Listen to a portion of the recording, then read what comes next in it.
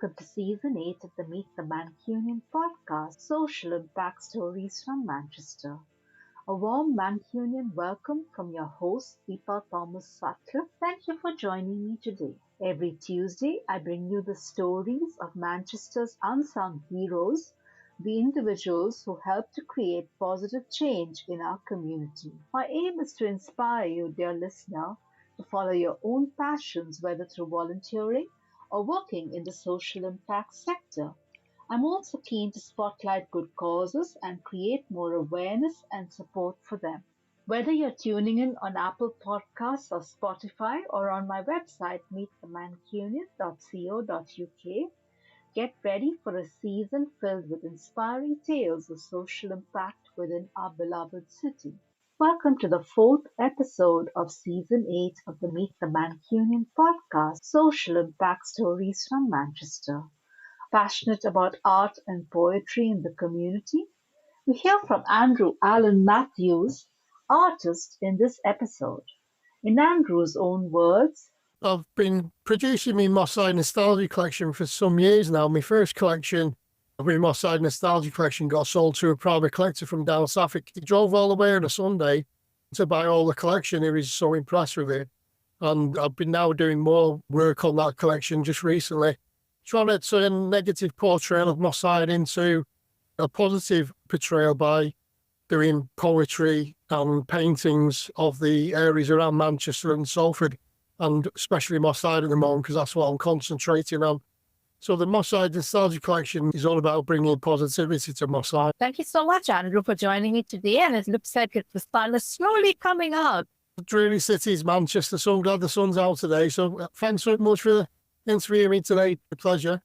Tell us first about how you found your passion for the art. When did that start and where did that start?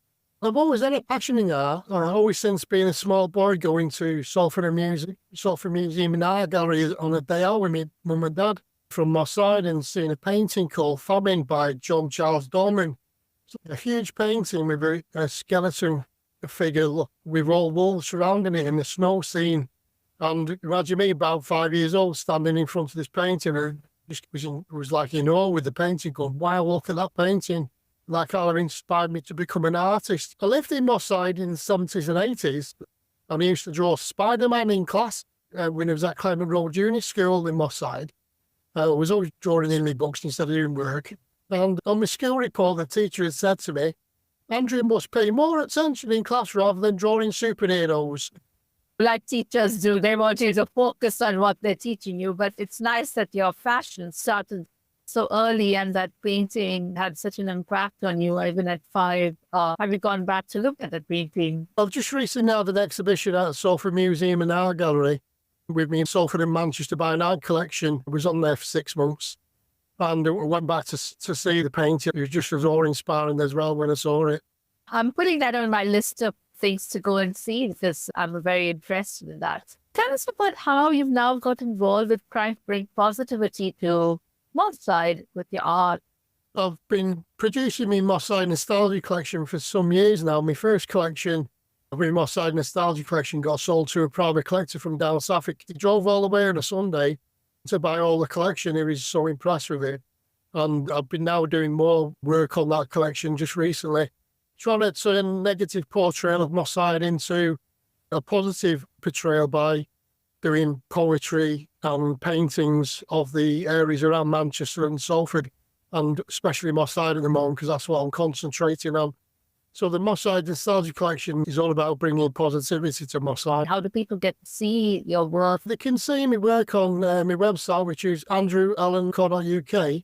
There's lots of inspiring paintings and artwork on there, which you can view. I hope I'm bringing positivity, especially Moss Side. I've done lots of paintings of Moss Side areas, such as Champs Camp Moss Side. Also, loads of different areas which you'll probably recognise, like the Heineken breweries down the road, the Parkside pub, the Beehive, the Claremont. All these curry pubs are back in the day. That have some of them gone.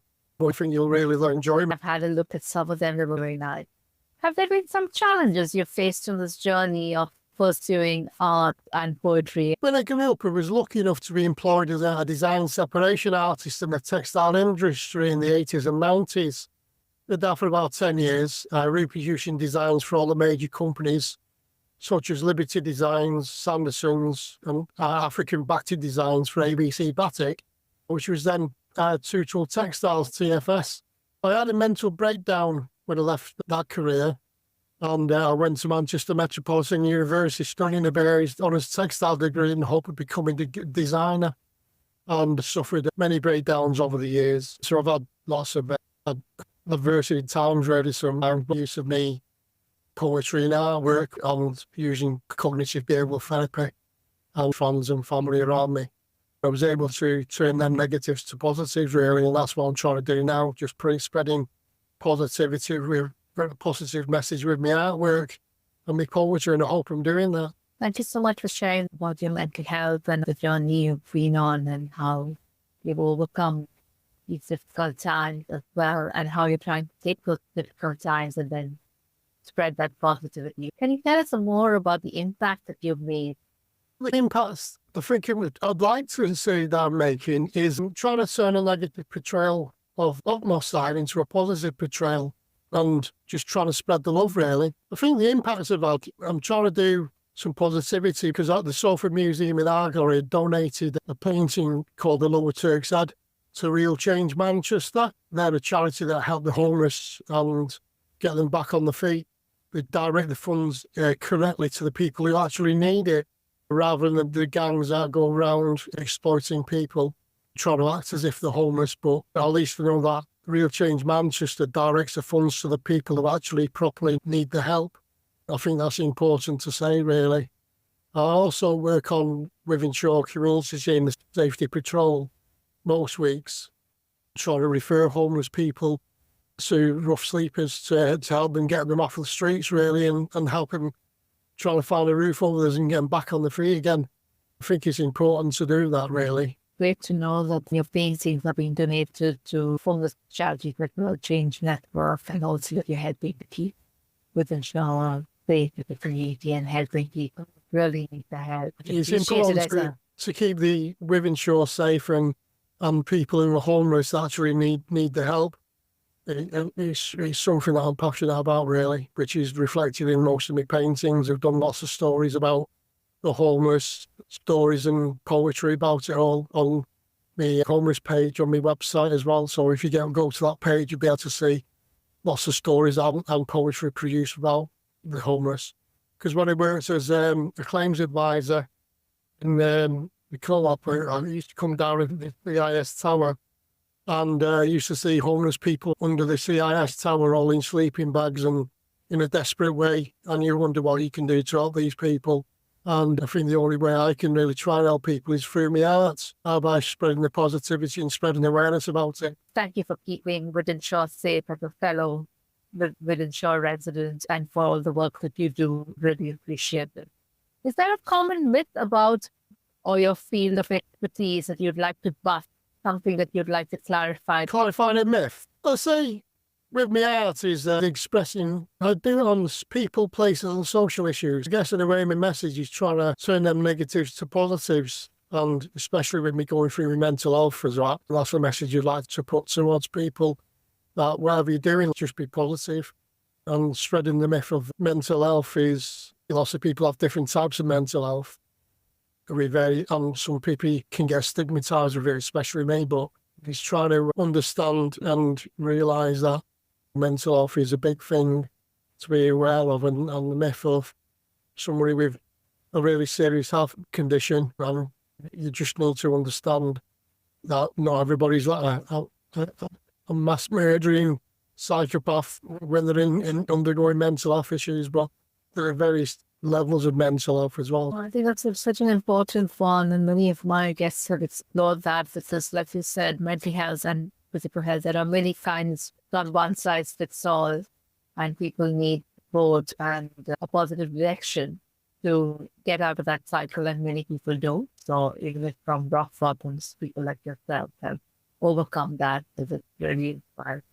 Thank you. It's definitely something that I've overcome now through cognitive behavioural therapy, my art, and my friends and family all around me. I've been able to overcome that negativity and turn it into positives now. What advice would you have for people looking to start a similar movement in their local community if they've got passion for the arts and poetry and who they want to change things? How can they do that? I guess a lesson in life for me in particular is to turn a negative to a positive in anything you do and be positive. So that's my message to you all. Just turn those negatives to positive and be positive. I would say creativity is a really good, powerful tool to use in mental health therapy as well. So if you ever have a chance to do some kind of artwork or craft or anything like that, it's definitely something to use to help you. Well, this is a very great tip. I didn't actually know that. Creativity helps with mental health challenges. An opportunity now for you to talk about anything I haven't asked you about. I know you wanted to talk about some of the work that you're doing more recently in favor of Len. I've just done a painting of Len Johnson, the boxer. It was painted because my good friend Julian Brown is Len's grandson. I went into his house in Moss Side and he said, come and have a look at this documentary about my granddad. And I was shocked of how Len was treated. And it made me want to do a painting for Julian just as a gift. And a poetry on his plight of what he was doing to help the community as well. And just to bring focus on that. So I did a painting for Julian. And we then both decided, let's do something even more positive with it and see if we can get it sold or raise funds for it. Julian, who knows Lamin Tor, who was the organiser of the charity football match at FC United, for Len Johnson celebrity football match versus FC United Legends at Broadhurst Park Stadium on Saturday the 18th of May 2024 with a 3 p.m. kick-off scheduled. We're just going to try and get this auctioned or sold through Lamin Tor, who is the organiser of the charity football event. So we're hoping to try and raise some money for that cause to put a statue up with Len Johnson in Manchester City Centre. I think it's a really positive thing to do. Len did a lot of charity work around Moss Side as well, so I think it's a fitting tribute really to put a statue of Len in Manchester. If I may, I can read out a poem, surely, if that's okay. Well, just before you come in with a poem, because we've got listeners from around the world, 50 countries now, can you tell us a little bit about Len Johnson as a boxer and as a charity worker and what happened? Why was he treated badly? Len Johnson in the 1920s and 30s was a professional boxer. He did 135 fights around all of England, around the world, and more than 96 of them. But because of the colour bar at that time between the war years, meant that a black man couldn't have a title because they didn't have two white parents, which I thought was outrageous. And I think he was trying to fight those injustices both in and out of the ring after his boxing career. He did lots of work for charity in and around Manchester just to help people in the same situation that he was in, facing racism, etc. as well. I think it's a very important message, especially today as well, when we're reflecting on the aspects of the past as well and trying to move on with positivity in the future. So I think it's a fitting tribute, really, to do such a thing as that, as putting a statue up for Len. And good luck with that. Yes, please, if you read your poem, and thank you for sharing this background because it's good for the listeners to know more about them. That's good. This is a poem that I've done to highlight Len Johnson. Len Johnson, champion boxer, robbed of his belt. Boxing bought should have had the collars felt. Strategic, intelligent boxer with an educated left hand. He was grandstand, slippery in defence. Never saw on the fence in a 13-year boxing career. Best middleweight boxer of his time. Then Len goes up again, fighting real 24. When no black man can win, it's a sin. Robbed of his belt. Boxing bout should have had the collars felt. And Len, a Labour activist, fought for equal rights. British boxing colour bar ended in 47. Len was expressing and impressing. His fights for civil rights lives on in his name. He was top of his game. A Mancunian boxer, civil rights activist, shaking his fist. Resistance fighter in after the ring. So sing his name. Boxing was his game. Put a statue in Len's name. Do you want to describe your painting in any way? The painting is of Len Johnson. It's got the statistics in the background of his fights and also the poem on the painting itself. And Len Johnson is in a stance where he's like, looks like a resistance fighter to me. He's an iconic stance. It reminds me a bit like Muhammad Ali. So that's how I would describe it. Thank you. I now move to the signature questions I call my guests. And the first one for you is, if Manchester was a color, what color would you think it would be and why? Blue, because I'm a Man City fan. So the city is blue, that's why I say. That's good. If you could choose a famous landmark in Manchester to represent you, which one would it be and why? That's a difficult one. Yeah, I would say Moss Side, because a landmark in Moss Side would represent me. Which one? I'd say the Claremont pub, because I would say the Claremont pub in Moss Side, because when I was younger, we used to knock about as kids doing penny for the guy and messing around on Claremont Road between K4 Street and Calvary Street. And I just had lots of fond memories growing up in Moss Side. If you ever get a chance to go on my website, check out my Moss Side Nostalgia collection, you'll see what I mean. I've seen some of that. It's really nice. If you could trade lives with someone in Manchester for a day, who will it be with and why? I would say Ellis Lowry, me art idol. I would love to go back to the day when he was setting out, trying to be a struggling artist, a bit like myself, and then actually making it as in big town. I'm hoping to be a recognised artist in my own right as well in the future. But I'd like to change places with Ellis Lowry. Sure, you're already a recognized artist, but more people will get to know it soon. What's the most important life lesson you've learned so far? Controlling your feelings and trying to be more positive in life. Because sometimes it's a difficult thing to do when you lose control and you do something that you really regret to do. And I think it's about controlling your feelings and trying to do the best you can. And to your fellow man, treat people the way you want to be treated and treat people with respect and be positive. That's my message. I really resonate with treat, not just with respect, but the way you want to be treated. It's a great guide because you don't want yourself to be ever treated badly, so you must treat other people with that same kindness and curiosity. Really important. What's the most important personality trait someone would need to be successful in your role? To be positive again. It all comes down to positivity. I think you need to have a positive mind. Sometimes when you've got a negative mind, it's very hard to snap out of, but if you refocus your mind and always try and look on the positive side of life, a bit like The Life of Brian, the television film, always look on the bright side of life. That's what me and my dad used to sing to ourselves. It brightens up a bad day. I also try to take a very optimistic lens in life and always believe people are basically... That's right, definitely. How can interested people reach out to you and learn more? You mentioned your website. If you want to give out your website address, any social media? The best way to look at my artwork and also contacting me is through my website, which is andrewalanmatthews.com. I'm the only Andrew Allen Matthews on the planet.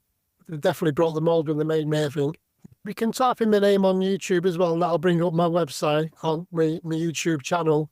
There's hundreds of videos that you can delve into with all positivity in there as well. Thank you, Anne.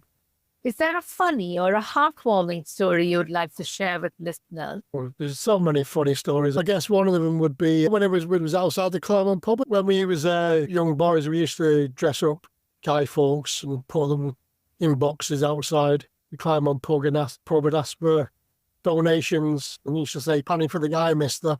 And one particular night when we was doing this, we asked for penny for the guy. A drunk came out of the pub and he stole the guy and legged it down the road with it. So we wondered, what can we do to do this? So we got Peter, put a bag on his head, drew on it, and put him in the box. Another drunk came out of the pub, booted him in the face and threw a bang in his lap. And we thought he was dead, but kids, we just thought it was so funny. I hope your friend was okay. It was okay. It was a rough place to grow up in Moss Side back in the 70s and 80s. That type of thing was common occurrence, really, just silly things that happened in Moss Side. As you'll see on some of my videos, I do short stories of poems, places and social issues, and lots of stories about me growing up in Moss Side. Would you like to share a poem about Moss Side with listeners to end the podcast? This one is about when we was growing up in Moss Side and when it was a Manchester City game on a match day, usually on a Saturday, we used to mind cars for people. This one is what we used to get up to. So here we go. Mind your car, mister. Boy, did we miss you. Kids hustle on the street, car in your patch. Mind your car, mister, we should shout. And by stay in the moss. People getting cross. Fallons are crowding, fussing and cussing. Police on horseback, moving the crowd. Shouting out loud. Mind your car, mister, for a penny or two. On queue for streaks and tricks on these mean streets. Blackjacks, Space Invader Chris, flying saucers, midget gems. Jobberies, bobberies, bangers galore, we knew the score. Football cards, you flit to the wall, what a ball. And comes half time, run to Main Road. Man City opens the gates for the kids, running down tunnels, getting into troubles. Washing the goal for free with Glen. Kid Park's end with a friend and I won't bend. Mind your car, mister, boy do we miss you. That's the Mind your car, mister one that I like. Thank you. You want to describe the painting as well? Yes, the painting was looking down a terrace street, looking onto Main Road Football Club. And it's just an iconic picture in there. And it's just an iconic picture of Moss Side. It was featured in The Athletic for the sports arm of the New York Times. They did a whole article about it. And also about Main Road and moving on to the Etihad. Yeah, so there's lots of Man City paintings that I've done as well, and short stories and poems as well on Man City. Thank you. That is very interesting. Thank you so much, Andrew. It's been a real pleasure. And thank you for inviting us into the world of art and poetry and giving us a little bit of your and how you're trying to bring a lot of positivity, how you overcome the mental health challenges and some of the other things that you've gone through. So it's been great. Thank you. Thank you very much, Deep. It's been an absolute pleasure. Thank you. Andrew, I really enjoyed learning about supporting art and poetry in the community. Dear listener, thank you so much for listening to the fourth episode of the Meet the Mancunian podcast, Season 8. Tune in every Tuesday for a new episode or log on to meetthemancunian.uk to listen to all the episodes and learn more about my podcasting story. Next week on Tuesday, 2nd July 2024, I speak to Steve Goodman about dance and music in the community. Thank you for joining me on the Meet the Mancunian podcast, Social Impact Stories from Manchester. I hope today's conversation has sparked new ideas and inspired you to act in your community. A big thank you to my wonderful community for your continuous support and valuable feedback. Your stories shape the very essence of my podcast, driving me forward with purpose. I'm eager to hear your thoughts. Visit my website at meetthemancunian.co.uk to share your insights. And remember, this podcast is your platform too. Let's stay connected on social media. Find me at the rate Meet the Mancunian on Instagram and Facebook, at the rate Man on X, and at the rate Meet the Mancunian podcast on YouTube. Together, we're more than just listeners, we're a vibrant community dedicated to making a difference in Manchester. Spread the love by sharing, commenting, and engaging with my guests and me. Keep fostering connections and always remember the power to change the world lies within each of us. Fostering connections and always remember the power to change the world lies within each of us. Until next time,